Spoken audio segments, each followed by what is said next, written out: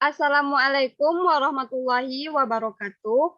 Kami dari kelompok 8 mata kuliah pengambilan keputusan yang beranggotakan Aulia Rahma Fitri dengan NIM 20002033 dan saya sendiri Novi Susanti dengan NIM 20002057 dan Salma Khairiah Putri dengan NIM 20002107.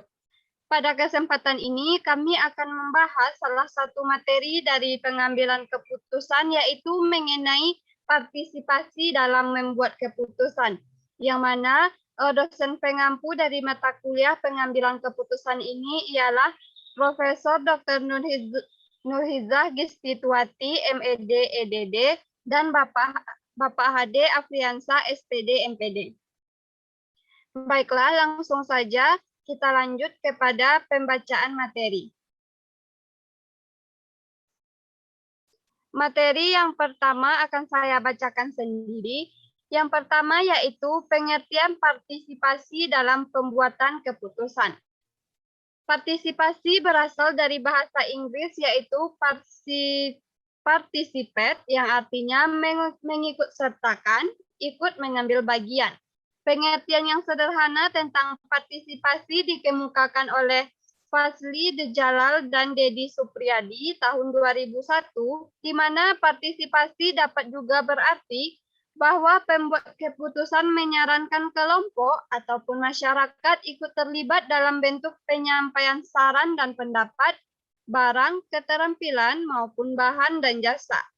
Menurut H.A.R. Tilar, mengungkapkan partisipasi adalah sebagai wujud dari keinginan untuk mengembangkan demokrasi melalui proses desentralisasi di mana diupayakan antara lain perlunya perencanaan dari bawah atau bottom up dengan mengikut sertakan masyarakat dalam proses perencanaan dan pembangunan masyarakatnya. Berdasarkan pengertian di atas, maka dapat dipahami bahwa konsep partisipasi memiliki makna yang luas dan beragam. Namun, secara garis besar dapat ditarik kesimpulannya, partisipasi adalah suatu wujud dari peran serta masyarakat dalam aktivitas berupa perencanaan dan pelaksanaan untuk mencapai tujuan pembangunan masyarakat.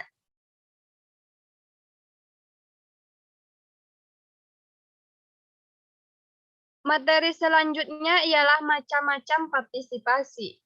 Menurut Sundariningrum dari Sugiyah 2010, klasifikasi terbagi atas dua macam. Yang pertama yaitu partisipasi langsung. Partisipasi langsung adalah partisipasi yang terjadi apabila individu menampilkan kegiatan tertentu dalam proses partisipasi. Yang kedua, partisipasi tidak langsung. Partisipasi tidak langsung adalah partisipasi yang terjadi apabila individu mendelegasikan hak partisipasinya pada orang lain. Kemudian menurut Effendi dari Siti Iren AD 2011, partisipasi terbagi atas dua.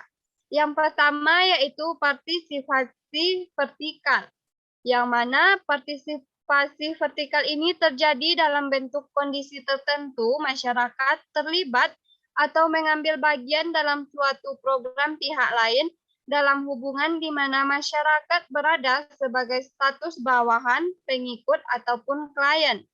Yang kedua, partisipasi horizontal. Dalam partisipasi horizontal, masyarakat mempunyai prakarsa di mana setiap anggota atau kelompok masyarakat berpartisipasi horizontal satu dengan yang lainnya.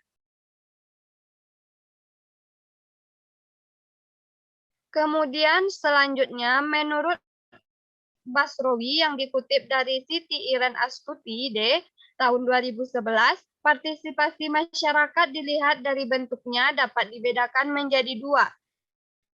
Yang pertama yaitu partisipasi fisik. Ialah partisipasi masyarakat ataupun orang tua dalam bentuk menyelenggarakan usaha-usaha pendidikan seperti mendirikan dan menyelenggarakan usaha sekolah. Yang kedua, partisipasi non-fisik.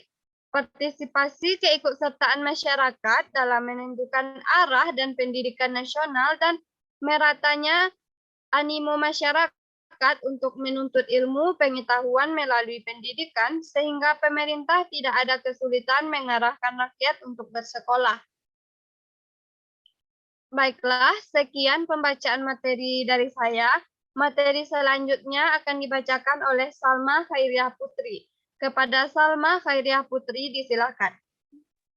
Baik, terima kasih moderator. Selanjutnya, teknik partisipasi dalam pengambilan keputusan. Sebagai teknik pengambilan keputusan, partisipasi mencakup individu atau kelompok dalam proses perencanaan yang dapat dilakukan secara formal maupun informal, dan memerlukan keterlibatan intelektual, emosional, dan fisik. Teknik partisipasi diterapkan secara informal pada individu atau tim, atau secara formal pada program. Yang pertama, teknik partisipasi individual. Teknik partisipasi individu adalah di mana karyawan mempengaruhi pengambilan keputusan manajer. Yang kedua, teknik partisipasi kelompok. Teknik partisipasi kelompok menggunakan teknik konsultasi dan demokrasi. Menurut Salusu, tahun 1996, yang pertama sumbang saran, teknik sumbang saran atau brainstorming diperkenalkan oleh Osborne pada tahun 1957, yang mengutamakan demokratisasi dalam menyampaikan pendapat melalui suatu persidangan yang relatif kecil, apakah itu persidangan kelompok atau panitia. Yang kedua, teknik kelompok nominal atau denominal group technicule NGT. Teknik ini dimaksudkan sebagai suatu cara untuk mengumpulkan suatu pandangan dan penilaian perorangan dalam suasana ketidakpastian dan ketidakpakatan mengenai inti persoalan suatu masalah, lalu mencari jalan penyelesaian yang terbaik. Yang ketiga, teknik DLP. Teknik DLP seringkali dipakai pada tingkat manajemen puncak yang biasanya tidak mempunyai cukup waktu untuk bertemu satu dengan yang lain. Yang keempat ada kelompok mutu atau quality circles. Kelompok mutu atau gugus mutu dipandang sebagai salah satu teknik peran serta pengambilan keputusan, terutama pada sektor implementasi yang sudah sangat populer. Bahkan quality circles diartikan sama dengan participative decision making groups, kelompok pengambilan keputusan partisipatif. Efek partisipasi dalam pengambilan keputusan.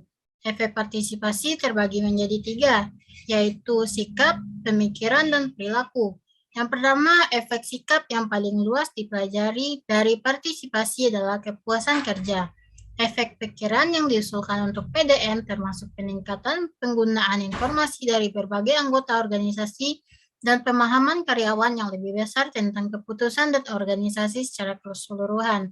Yang ketiga, dampak perilaku yang diajukan dari partisipasi termasuk peningkatan produktivitas dan peningkatan efektivitas keputusan. Sekian penyampaian materi dari saya kembalikan kepada moderator. Baiklah, terima kasih kepada Salma Khairiah Putri. Selanjutnya akan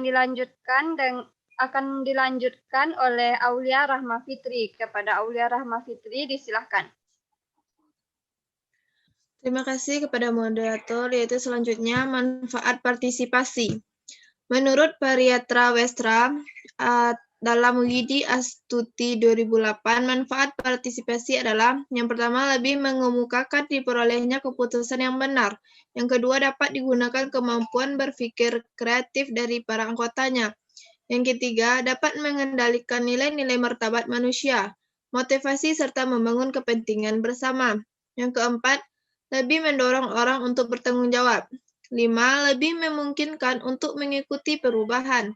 6. Lebih banyak bawahan mempengaruhi keputusan. 7. Manajer dan partisipasi kurang bersikap agresif. 8. Potensi untuk memberikan sumbangan yang berarti dan positif diakui dalam derajat lebih tinggi. Yang ke-9, lebih memungkinkan diperolehnya keputusan yang benar karena banyaknya sumbangan yang berarti dan positif. Yang ke-10, mengedepankan komunikasi dua arah, sehingga baik bawahan maupun atasan memiliki kesempatan yang sama dalam mengajukan pemikiran.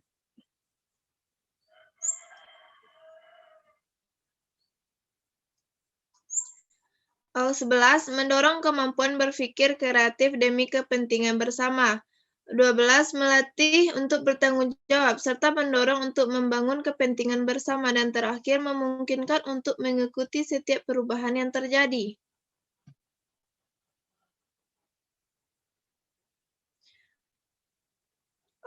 Selanjutnya, petunjuk yang disarankan oleh perintis partisipatif pengambilan keputusan, yaitu yang pertama, mulai dari yang kecil dan berjalan dengan pelan. Yang kedua, setuju atas penataan yang khusus. 3. Prosedur yang jelas mengenai peranan dan harapan. 4. Berikan kesempatan setiap orang untuk melibatkan diri. 5. Bangun kepercayaan dan dukungan.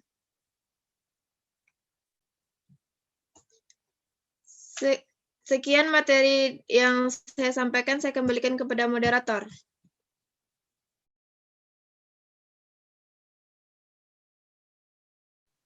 Baiklah, terima kasih kepada Aulia Rahma Fitri yang telah membacakan materi. Baiklah, sampai di sinilah materi kami pada pertemuan kali ini. Jika terdapat kesalahan, kami mohon maaf. Kami sudahi dengan wabillahi taufiq wal hidayah. Assalamualaikum warahmatullahi wabarakatuh.